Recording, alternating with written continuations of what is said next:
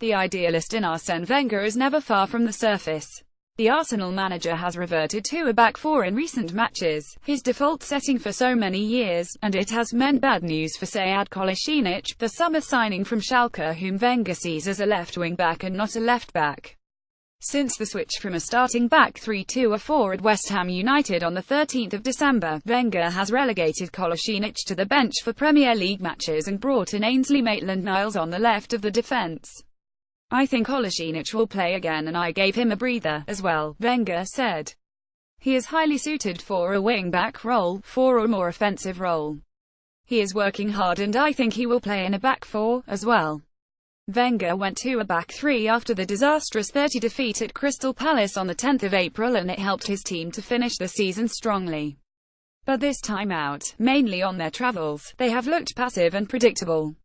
In 9 away league fixtures they have scored 9 goals, and 5 of them came at Everton. "We didn't score enough goals away from home, so that's why there was the switch in system," Wenger said. "I felt that sometimes our game was a bit too lateral."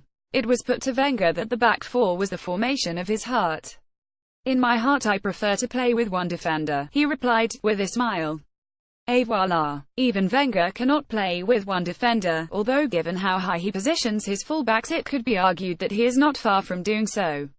But this was the Frenchman at his purest, the old romantic who prizes freedom of expression. Whereas the joy in defending, Wenger has reached his latest landmark.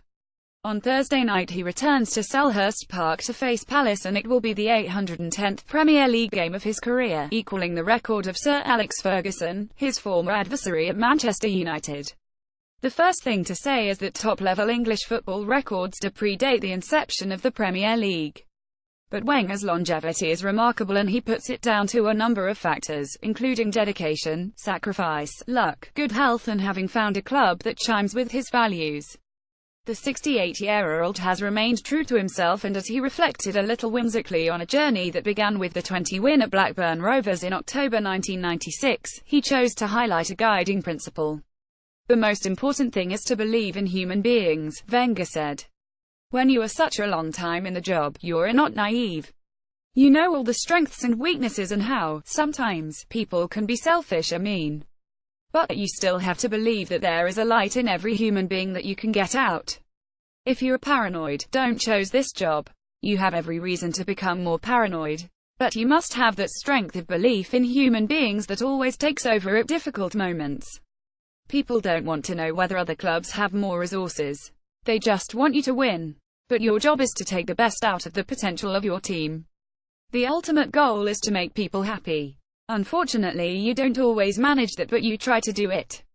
Wenger remembers his Arsenal debut at Ewood Park, where Ian Wright scored both of the goals, and it is fair to say he could not have imagined staying in situ for so long.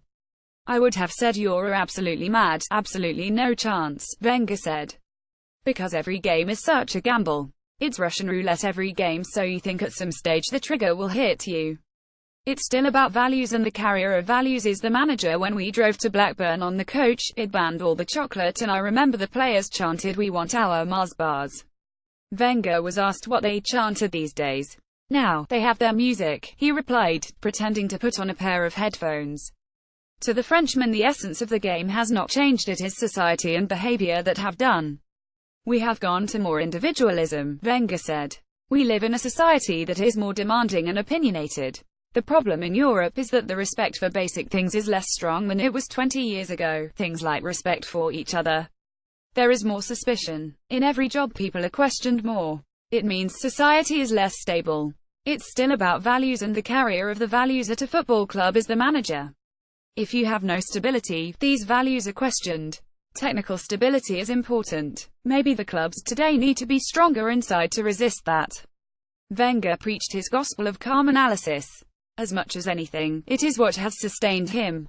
"If we watch again the Palace game from last April, you will see it was not as bad as everybody said," he argued. "Don't get carried away by all the negativity. Try to analyze the game in the most objective way. Even when you win, it's the same.